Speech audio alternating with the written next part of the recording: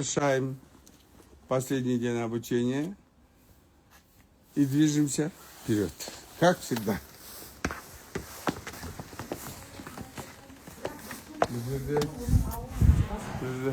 Қазақ па?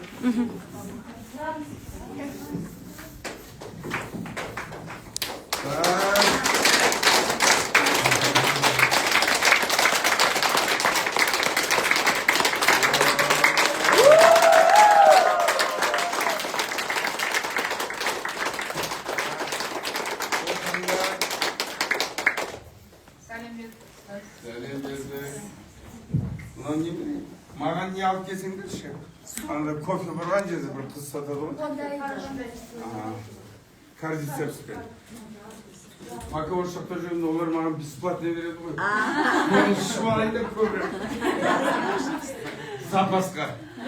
Ертеңгі күнді Біз күзеп. Ертең кетеміз деп. қазақтар бесплатноны жақсы көреді, на халяву. Иә. Кеше тамақтың бәрін қазақтар жеп отыр ғой, өзбектер.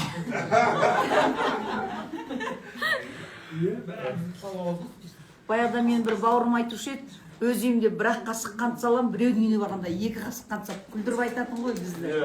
Сол сияқты болып тұр ғой сіздің әңгімеңіз. Көбірек ішіп алайын, пока осы жақта жүргенде. Өз үйімде бір ақ қасық салам. Так, дорогие друзья, хочу сообщить вам очень хорошую новость. 31 декабря будет проходить бизнес-тренинг. 31 января будет проходить бизнес-тренинг в городе Астана. Бизнес-тренинг проводит Suicide Training Институт Астаны, филиал Дубая. И также будут проходить много различных тренингов, включая базовый уровень Suicide Training в институте. Базовый уровень. Наше обучение будет стоить по цене от 2 до 10 тысяч долларов.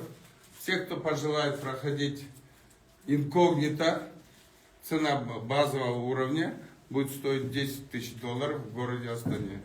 Так что по желанию, это столько людей мне написали, хотят пройти инкогнито. Все, базовый уровень.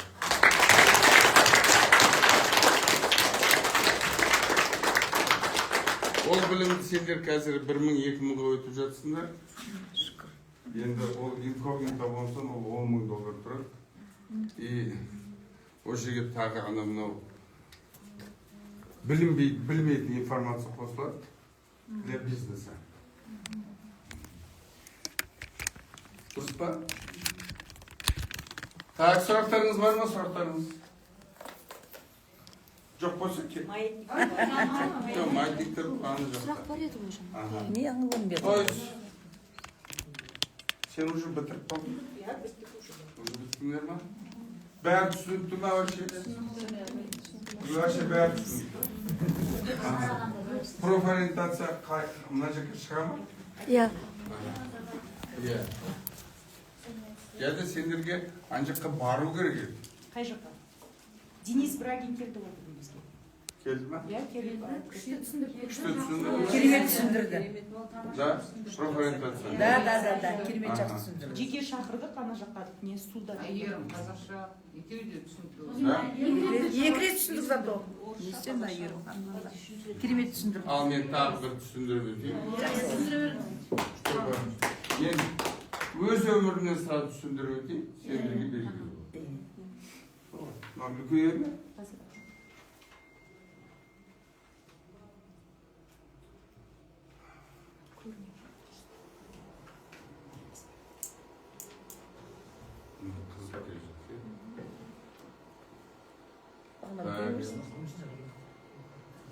Олай түсінікті иә сендерге бәрі. Негізі түсінікті. Жоқ, ауыстырсаңшы. Иә.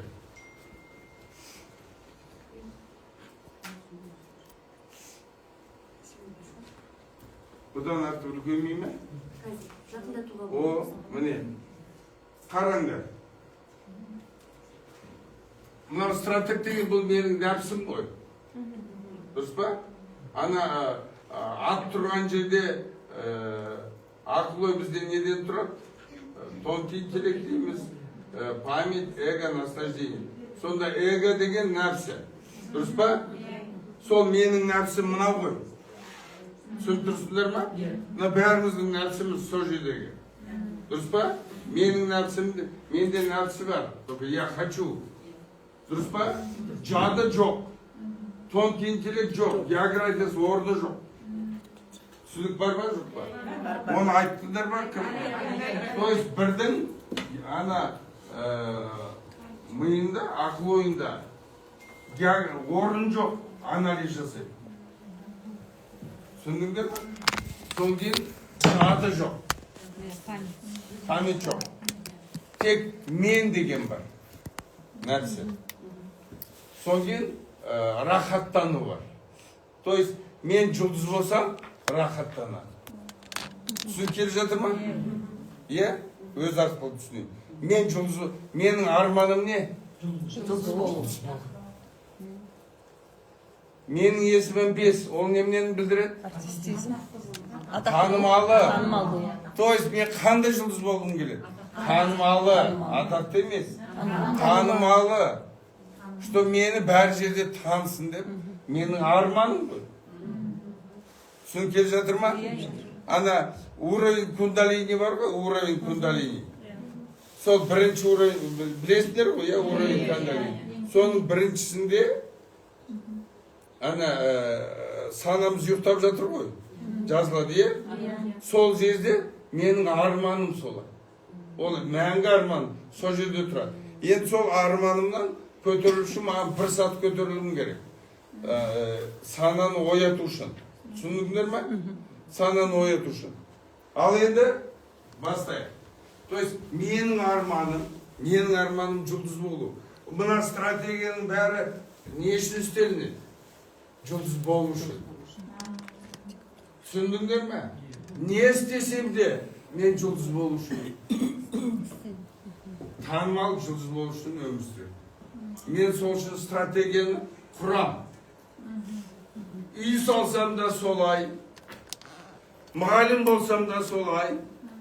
Түсініп келе жатсыңдар ма? Не істе? Трактор айдасам да сол. Не істесем де сол үшін. Түсініп келе жатыр ма? Жұлдыз болу үшін. То есть, енді осы стратегияны мен өмірде реализовать етем мақсат арқылы. Дұрыс па? Мына ойлаған стратегиямды мақсат арқылы мен әрекет жасаймын. Мына менің әрекетім. Дұрыс па қазір? Осыны мен жақсы жасаймын. Егер мен бәрі ресурсты басқарсам. Түсіндіңдер ма? То есть, бәрі ресурсты басқару үшін мен кім болуым керек? Басшы не қожа болуым керек? Түсініп келді ма? Значит, ең бірінші менің нәпсім стратег. Осыны реттеу үшін мен мақсат қоямыз. Дұрыс па? Осы мақсатқа мен жетемін. Егер мен бәрі ресурсты басқарсам. Атты қойшы.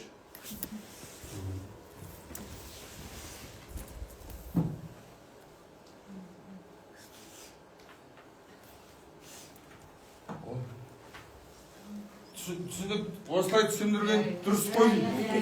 Мыналар сендер түсіндірді. Жоқ, түсіндірді.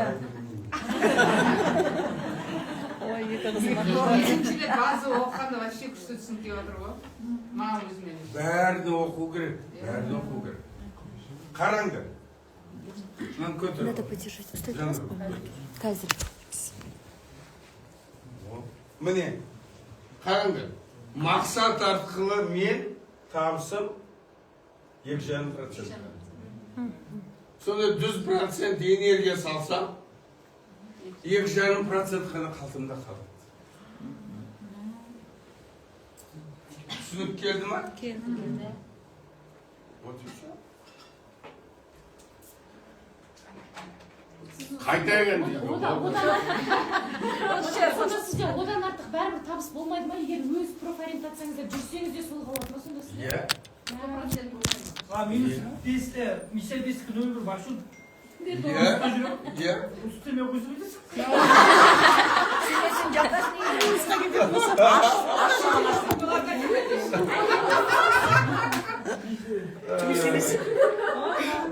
Түсіндіңіздер ма? Түсіндік. Сразу понятно. Мына бір мына түсіндіңізші. Себебін табайық. Келісесіңдер ма? Неге деген сұрақ. Өмір негізі оңай ұстаз қиындататын өзімізбіз ғой. Бізде енді санамыз жетпейді ғой. Иә. Нәпсіміз алғымыз келеді ғой. Біз енді 2,5% менің нәпсім соны алады ғой. Өпу, иә? Қанағат болмайды ма? Иә. Жоқ, барын соны алады. Олар неге деген сұраққа. Иә. Соның шынайы бар, иә? Үш шынайы. Шынайы шындық, иә? Себебі мен месету. Мұнда soft skills'та тұрады. Soft skills деген, мұна hard skills. Soft skills деген мягкие навыки.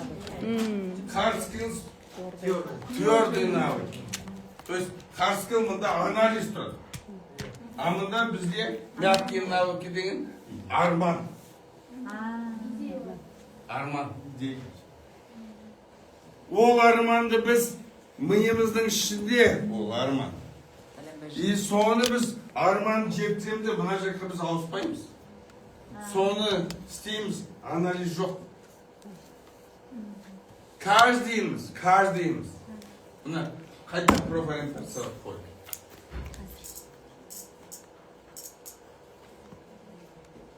Қараңыздар, менің данныйымды көрсетейін. Көріне ме ана жақта? Қараңыздар. Менде де сан да жоқ қой. Көрсетейін десек.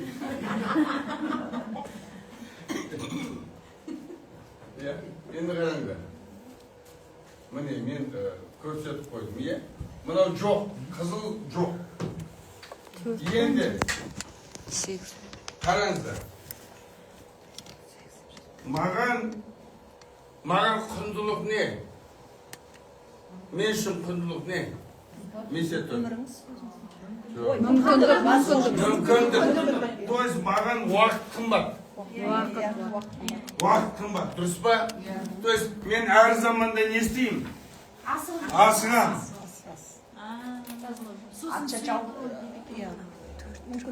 Молодец. Атша сауып, эмоция тұрады. Үлгермей қалам деп. Түсініп келе жатсыңдар ма? Иә? Ол субъектив. Ал енді қараңыздар, мен ол месен 4 қой енді, мына жерде ғой. Солай ма? Қараңыздар, мына жерде. То есть, менің ойынша, мына жерде менің арманым.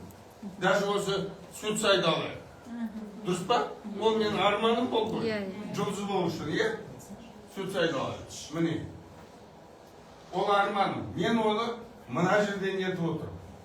А егер менің 3 болсам, не болады? 3'ім. Мен 3 деген... Жоқ, 3 деген... Анализ нені береді адамға? Уақытты береді. Жадыға бірдің жанында 4 болады.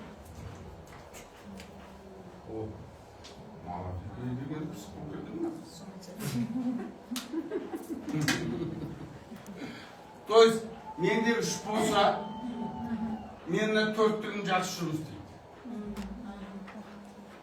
Мақсат ба жетеді. Түсінік бар ма жоқ па?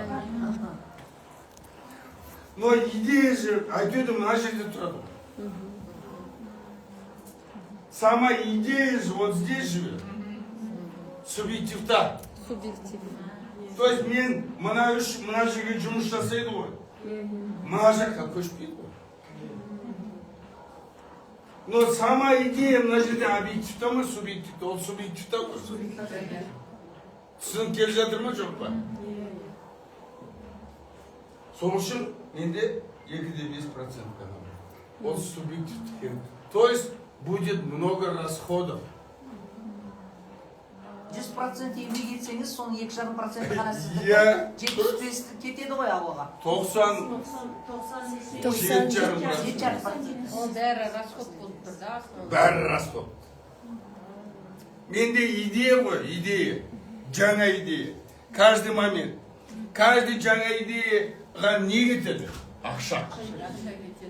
То есть на жерде я теряю время и деньги. Уақытпен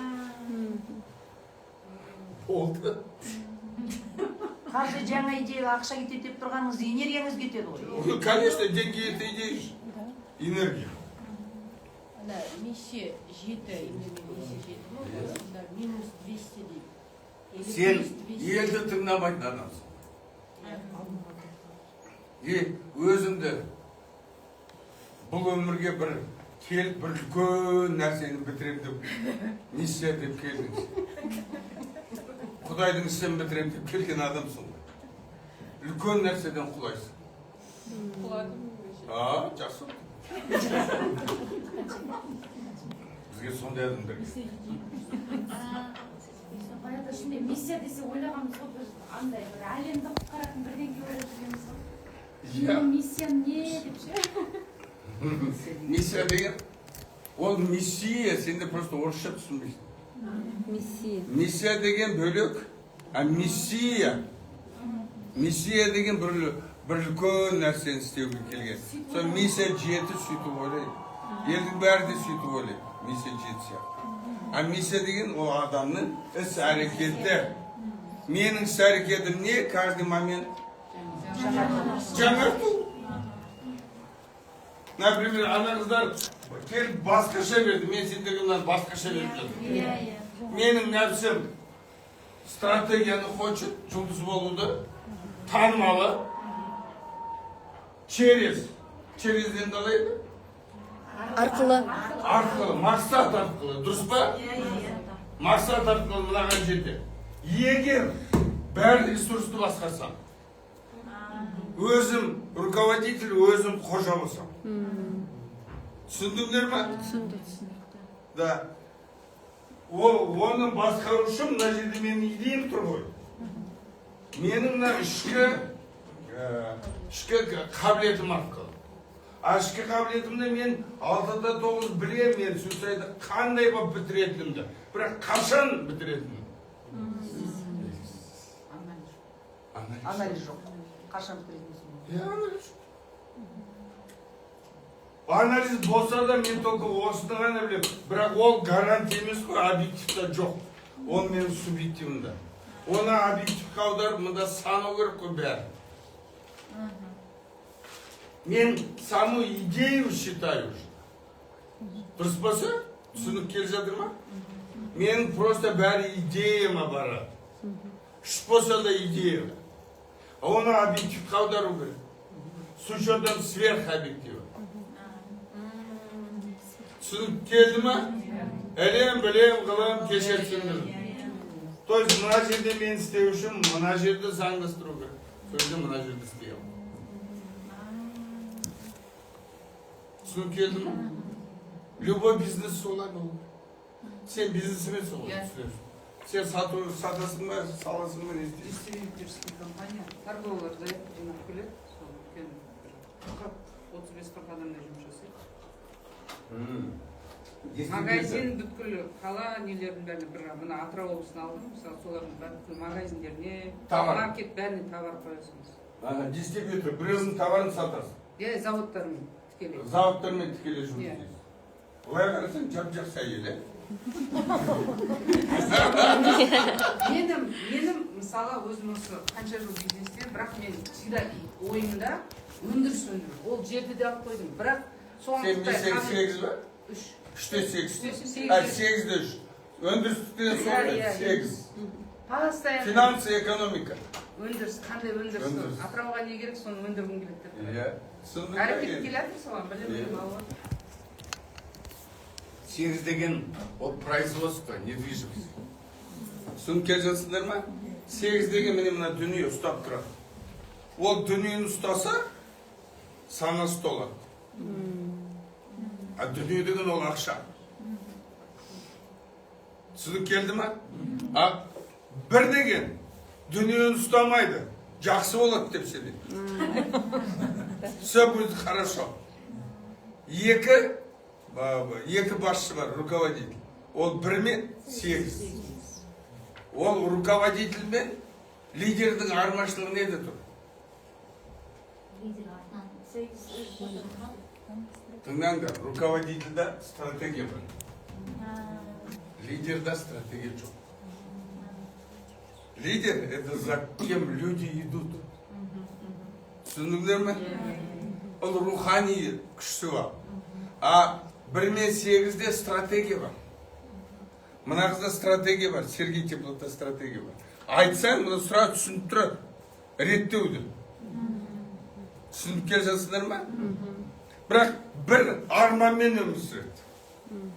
8 арманмен өмір сүрмейді. 8 реальность. Стелінде түсті саналыну керек, ұсталыну керек. А бір сенеді болады. Нағыз Құдайға сенетін бір деген сан. Құдайшыл адам. Иә, бірақ қашан болады? Менің әйелім 40 жыл тосты.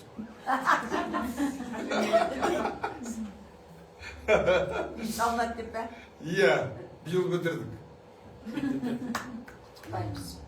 Түсіндіңіздер ме? Сол үшін менің әйелім неге соны шыдады?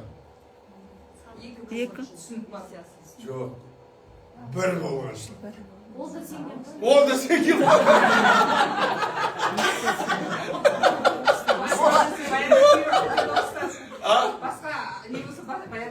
Баяда күйреп кетпей ме? Мен сияқты адамды шырау деген ол азап қой ол. Мен сияқты адамды шырау деген бұл азап. Бір болмағанда басқа әйелім болса уже қайта уже күйреп, чаршап, бір өліп бір тұрады. А менің әйелім сенеді. Все будет хорошо. Сонымен біз 63-ке де келдік уже. 90-нен бері үй салдық. Зато аяғы бар. Иә. Басы бар, ордасы бар, аяғы бар. 2,5% екен ғой. Қанша әрекет жасасаң да 2,5%. Обидно, страшно, да? Жақсы. Как будто. Түсініп келді ма енді? 8'de 5 мына қыз жігіт вообще күйреп отыр ана. Минусқа кеткен. Солтүстікте что? Сенікі жақсы ғой, 1%. Сен табан жоқ екен. Минус 200 деген вообще ғой. Иә, минус 200. Ана қыз атын кім? Жанара. Иә, күйреп отырған. Минус 1-ге құлап. Түсіндіңдер ма? Тауып оқысаң, кітап оқу керек. Стой сұрақ қояйын. Иә. Бірақ ол андай вопрос емес. Ана матрицаға байланысты сіз жаңа айтасыз 6-9 деп ше. Сол маған ұлан айтатын, сондай линия бар дейді екен, бұл да бар дейді, бірақ біз оны жазған жоқпыз да, қысқа сызықтар жазған ол кез бар ма жоқ па? Неге жаздыңыз?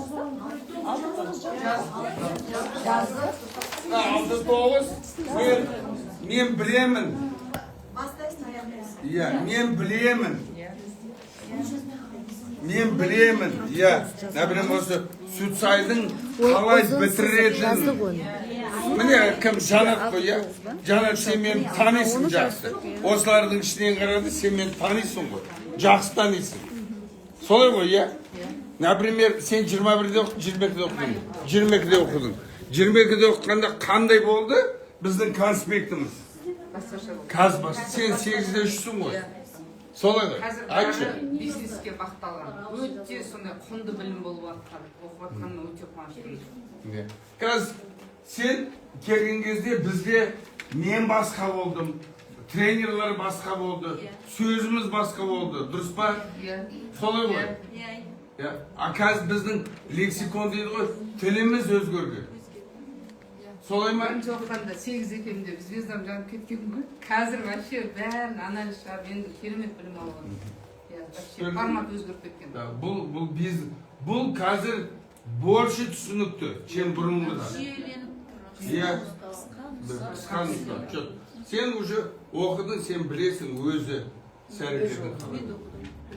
Дұрыс па? Көрініп тұр ғой. Сол үшін бәрі оқу керек, қайталап. Оқып түсіну керек. Енді түсіндіңдер ғой, иә? Мына, ал енді мен Осының бәрін жасадым. Өзім қожа, өзім білгеш. Мына жерге келдім. Соны істедім.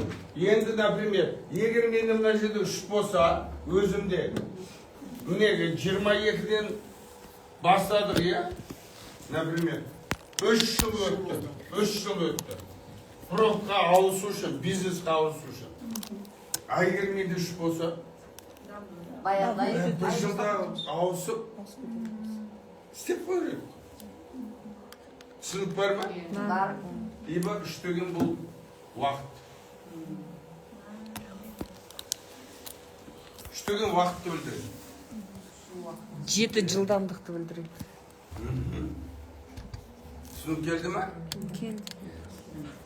То есть, егер менде experience дейді, опыт, тәжірибе болса, онда жақсы болады. Тәжірибе де жоқ қой. Адекват та жоқ. Не адекват? Білім постепенно алып келе жатыр.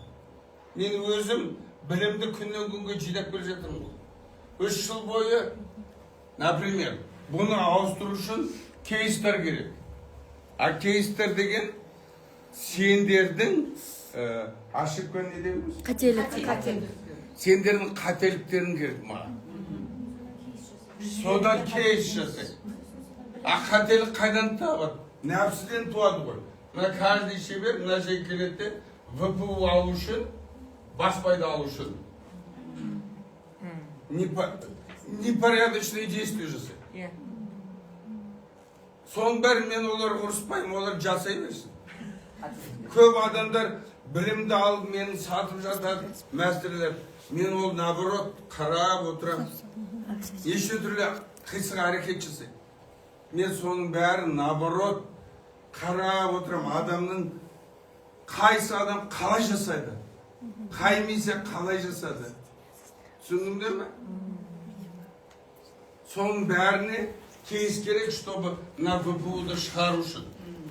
Соң кейін порядочный, непорядочный действиен шығару үшін. Түсіндер ме қал? Соны шығарып өту үшін. Соны есеп керек. Адам соны істей ма, соң кейін мен қорытынды, бірнеше қорытынды жасайды.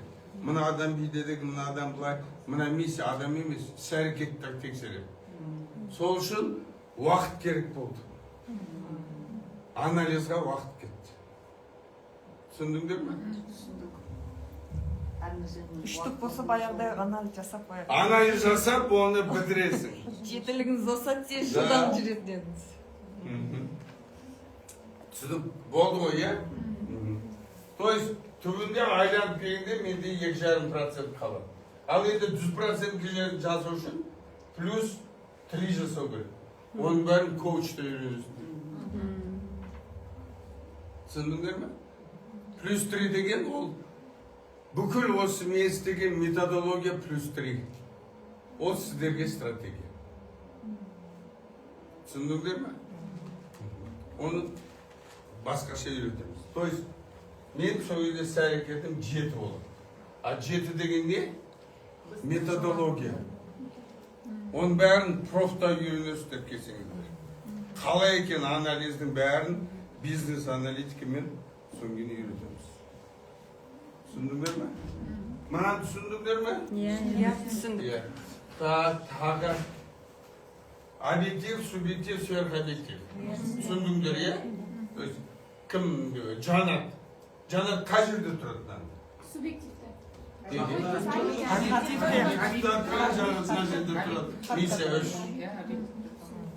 Объектив бұның мына слэш деген мына сызығы.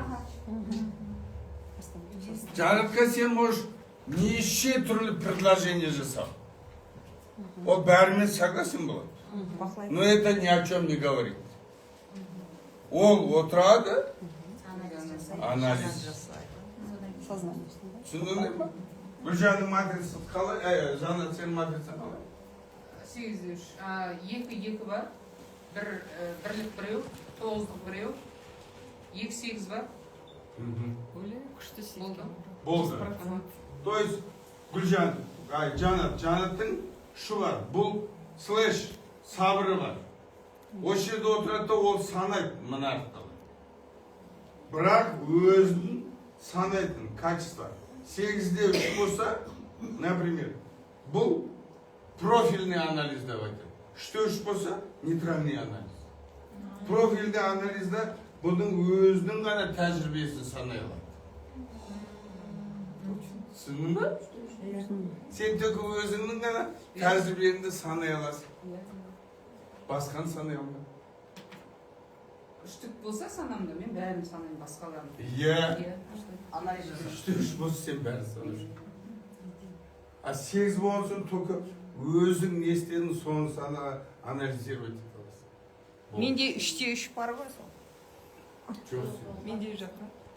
Сен енді, сен қай күн тудың? 30-ы. А онда 3-те 3. Сен мисеміш па? Жоқ. 7. Вот. Жоқ. Не. Миссияң жеті ғой сенің. Ажан. 3-те 7 оның миссияң. Әтем қор.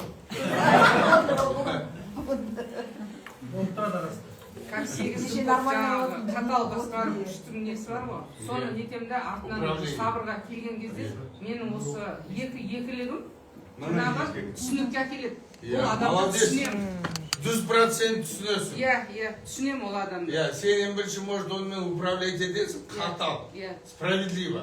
Санайсың сен, справедливо болу керек.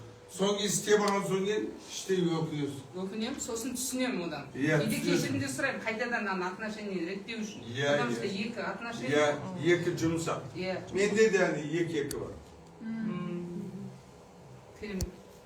Менде өте жұмсақ адам. Ой. Қандай жұмсақсыз ба? Жұмсақсыз ба, солай айтыңызшы. Қуыр балам деймін. Ол менің ішкі дүнием жұмсақ. Жүрек жұмсақ. Иә, ішкі дүнием. Сырт алдамшы. Иә, сыртты енді мына адам деген добрыйды не деп айтамыз қазір? Адам деген мейірімді болу керек. Кім айтады, неге? Неге мейірімді болу керек? Мейірімді болсаң жұмсақ боласың. Неге жұмсақ? Мейірімді болсаң жұмсақ боласың. Ал енді не үшін білесіздер ме? Мейірімді болсаң, сенің желчың выделяться. Түсіндіңіздер ме? Желч қалай бізде? Өт жолы. Өт жолы дұрыс болады. Өт. Мейірімді болсаң, өтің дұрыс дейді. Сіз келіп жатыр ма? Өтің дұрыс десе, қаның таза болады. Қаның таза болса, не таза болады? Жаның таза болады. Түсіндіңдер ма? Қанда тұр ғой сол. Қан айтады ғой бұлай. Мен ұстазым айтады. Жынның өзі қан, қанның өзі жын. Гәптің бәрі біздің өтті тұр. Иә. Өт показатель. Сіз келіп жатыр ма? Ал енді қайсан ең желчный? 19.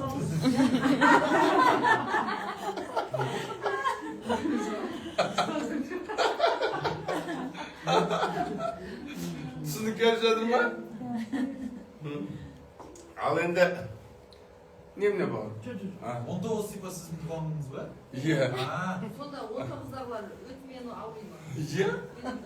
Иә? Солай ғой. Ал енді қараңыздар. Менің миссиям 4 нені білдіреді? Мейірім. Жоқ, көңіл толмайтынын білдіреді. Мейірім емес. Миссияңыз ба? Иә. 4 деген көңіл толмайтын адам ғой. Иә, ештеңке. Егер мен көңілім толса, прогресс болмайды. Көңіл толмайды деген недовольный ма? Конечно. Өмір бақи недовольный. Иә. Иә. Ылғи дұрыс емес. Нечестно. Ылғи жаңарту керек. Олай болмайды, жаңарту. Например, аналар келді, оларға мен 1 жыл оны үйреттім де, бүгін келіп сендерге басқасын үйреттім. Сол плакат. Сіз өзіңіз бірлік ретінде мысалы консервант адамдар қалауыңыз, сосын төрттігіңіз қосылғанда осыға қалай әсер етіп жатыр? Анау жаңашылдықты қалай мына жақтан ескішін? Өзім консерватизм по-новому. қалай болады екен деп ойлайтын едім. Түсінік бар ма? Бар. Мен жаңарта барам, жаңартам, қайта. Неге? Потому что көңілім толмайды. Көңілім толса, білім жаңармайды. Білім жаңармаса, сана жаңармайды. Значит, прогресс тоқтайды. Шынында бір жүре бересің. Түсініп келе жатыр ма? Сол үшін жаңа кім жанар көрсетіп жатты ғой. Мен образованияның адамын, білімнің. Министерство образования. Түсініп келді ма? Мен поле жизнедеятельности дегенді қалай қазір? Өмірлік қызмет саласы. Менің қызмет салам ол образование. Білім беру. Сол үшін біздің білім суицидті тоқтатпаймын ғой. Сен қашан 2 жыл болды ма келгенмен? биыл 4-ші жыл ғой. Жоқ, сен келмегеніңе. Келмеген 2 жыл. 2 жыл болды. Неге бардым? Стамбулға бардым. Ага. 2 жыл болды. 2 жыл бойы нәрі жанат жоқ. 2 жыл бойы мен жаңартып жатырмын. Түсінік келіп жатыр ма? Сол сияқты білім саласын кім басқару керек?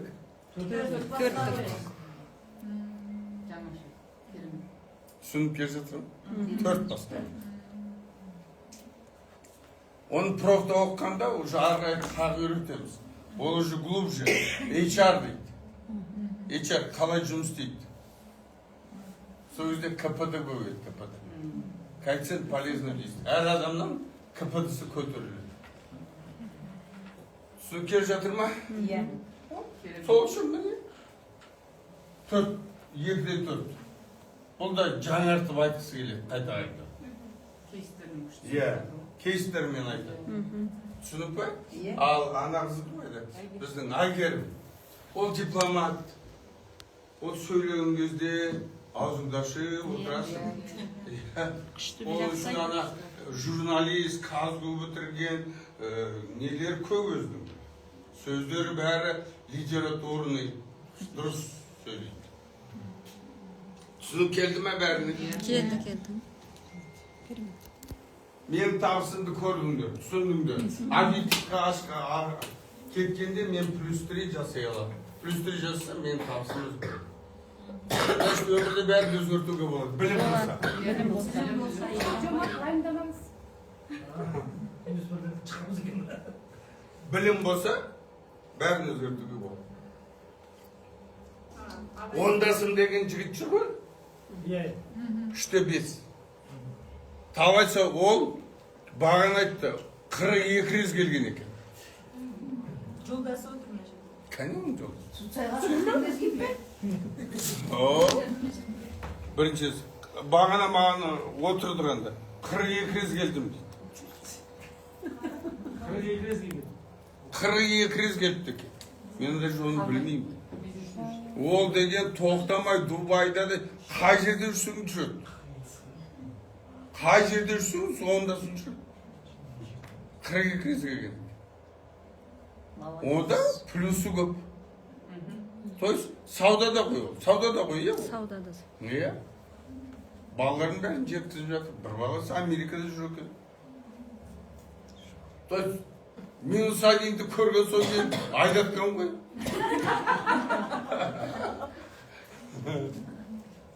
Түсіндіңдер ме? Так. Тағы нені айтты? Плакат здоровьяны қойыңызшы. Біздің тренерлердің бәрі сұмдық әдемі, байқадыңдар ма? Әдемі. Ақылды, әдемі.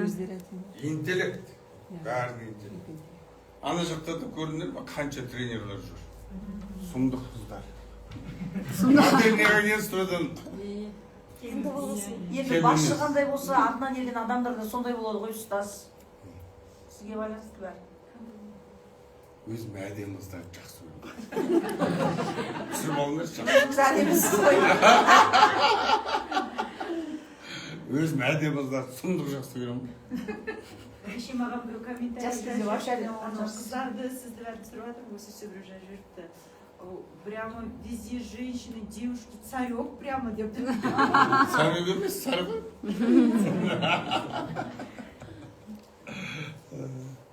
қанша ана не деп айтушы едім мен,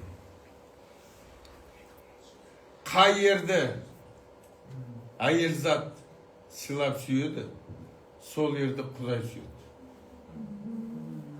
дұрыс айтасыз. Түсіндің? Қай еркекті әйел зат, қай еркекті әйел зат сыйлап сүйеді, сол жерді Құдай сүйеді. Түсіндіңдер ме? Основной нәрсе. Оның аты не? Сұраныс. Қашан сен бақытты болсын өмірде? Сұранысқа. Сені сұранысты тудыратын кім? Әйел зат. Сені үйіңдегі әйелің сүймесе, даладағы әйелдер сүйет дейсің ба? Түсініп тұрсыңдар ма? Үйіңдегі әйел сені сүймесе, даладағы әйелдер сүйет деп сен оған не надейся, не жди, не ожидай. Түсіндір ме? Иә. Жынды бақалдар шығарамын. Өз бөліп тапқан. Құлға сөйтсайды құрсайды. Түсіндіңдер ме? Ол шындық қой.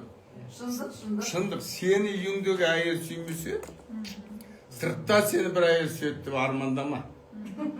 Ешқашан. Армандама. Сені әйелің сүйсе ғана басқа әйел сүйеді. Сені әйелің сүйгенде сенің бүкіл энергияң ашылып тұрады. Солай ма? Сенің энергияң жабып тұрады әйелің сүймесе. Әйел деген не? Осы тамақ пісірсе, сол әйел сүйсе, осы тамағын берген дәрі.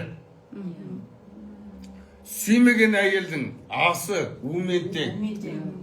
Келісесіңдер ме? Оны түсіндіру қиын кейбір адамдар. Біз түсінеміз. Ол әйелің сүйген әйел пісірген тамағың, ол дәрі. Осыны жетіліктер сезіп қоя ма? Жоқ. Ол қатысты емес. Махаббатпен ол жеті деген интуициясы бар адам. Бірақ махаббат деген бөлек нәрсе. Жеті деген ол энергия.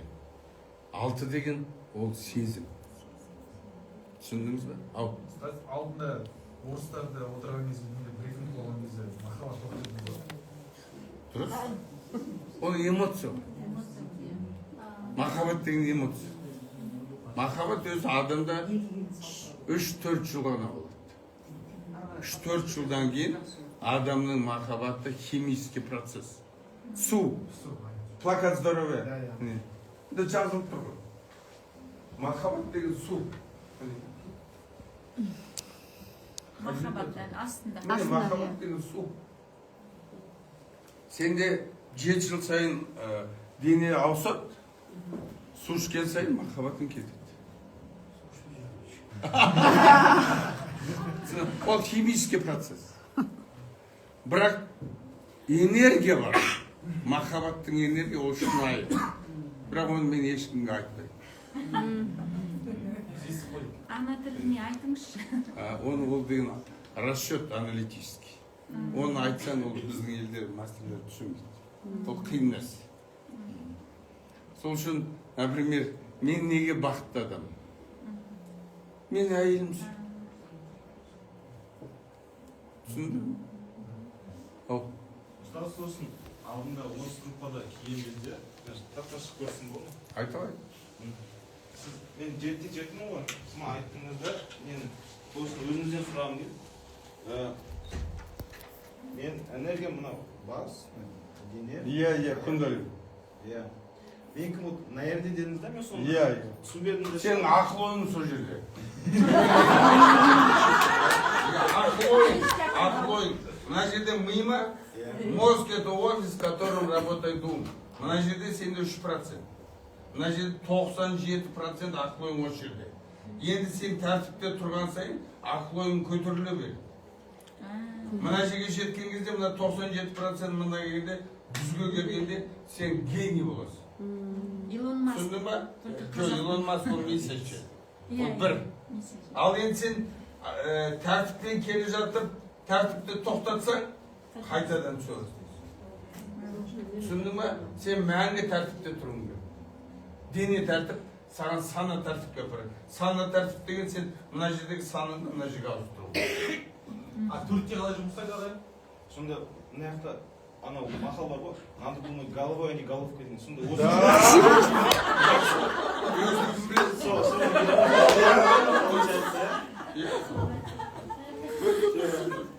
жастар осы Жассызды ғой деме.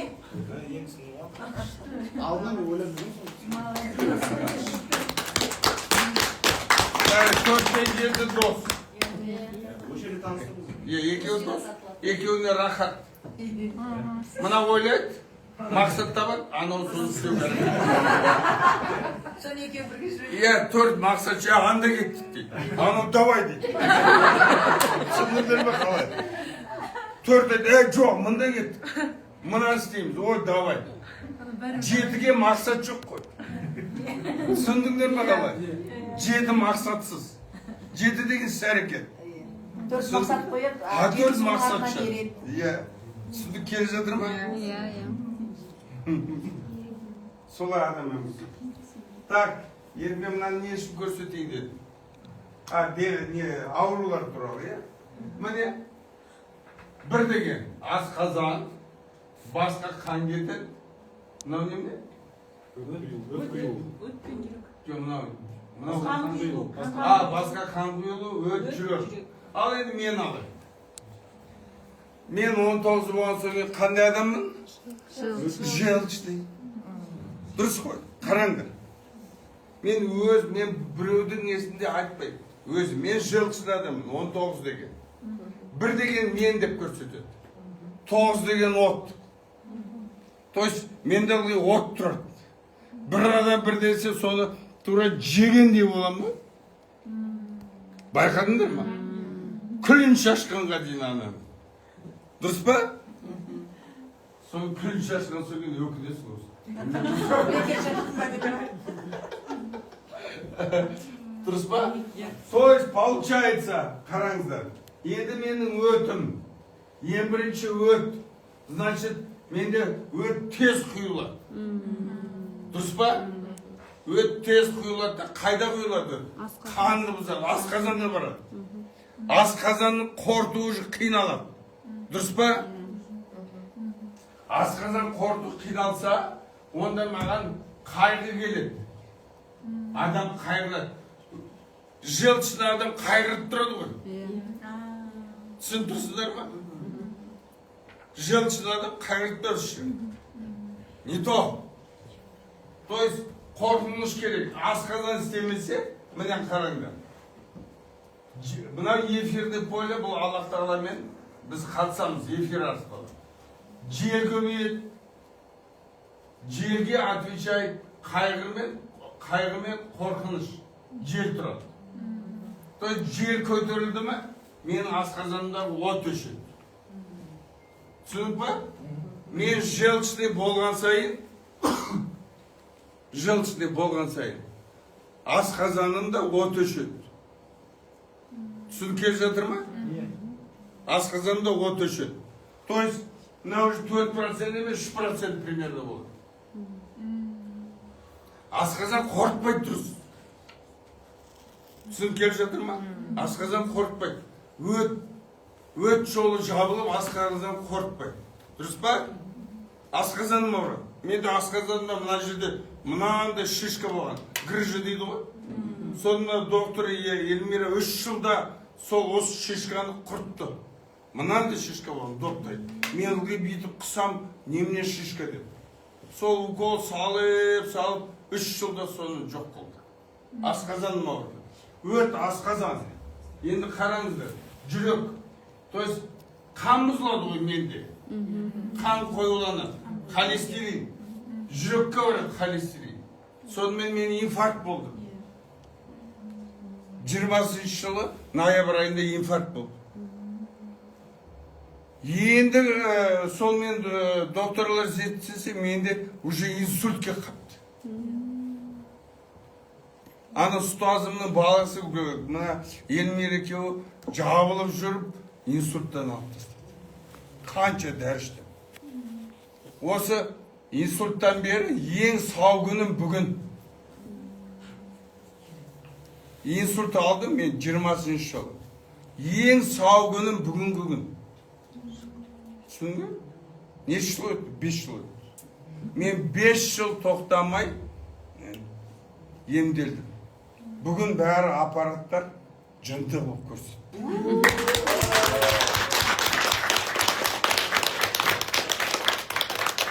Практически бәрі жер рабочий.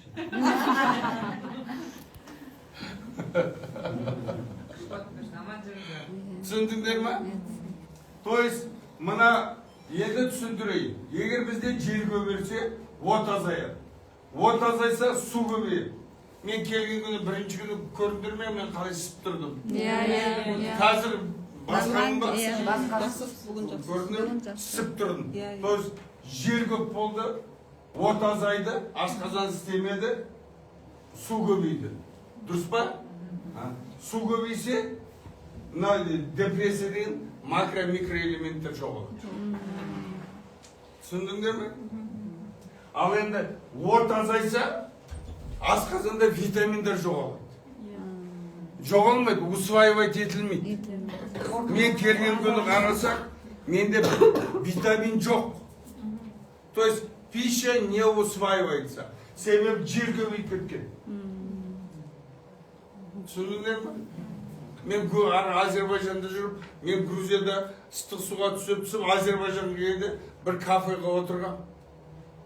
Соны куртканы шешіп қойған ғой. Менде бес жоқ.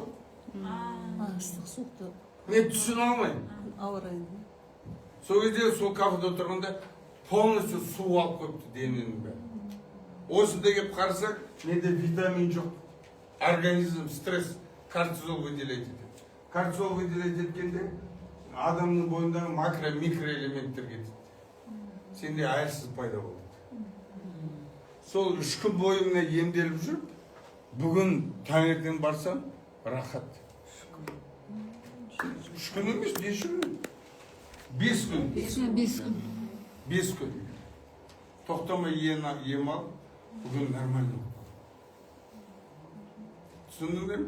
Энергия қайдан келеді? Энергия біздің осы проблемамыздан келеді. Бәрі осы орында тұрса, эфирден полемен менің сферам 7. О жерде мен информация алып тұрмын. Өзімнің жұмысы бар. Білім саласында. Түсініп келді ме? Келді. Мынандай стратегия түсінікті ма? Былай келе жатады, былай. То есть, егер сенде тәртіп болмаса, дене тәртіп. Сана тәртіп болмаса, болмайды. Сол үшін дене тәртіп бізге сана тәртіп. Ал егер сенде 5 жоқ болса, саған дене тәртіпті ұстау қиын.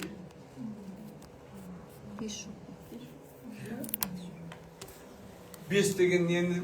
Правильный питание. Бәрін түзу істеу. Ол менен шіркін жоқ менде. Қиын. Или аш жүрем бір ай, арықтап әбден тозып. Или Олекті кездесе, қыздармен жүргенде әп-әдемі болып жүретін, олар ғана холодильниктағы тамақтың бәрін алып құртады ғой. Тәртіп. 5 жоқ болса қиын тәртіп ұстау. Дене тәртіп ұстау қиын. 5 жоқ болса. 5 болса адамға жеңіл. Тойғаныңды білмейсің. Алектің қасында отырсаң, мүлдем білмейсің тойғаныңды. Түсінік келді ме? Келді. Ризасыңдар ма? Ризамыз.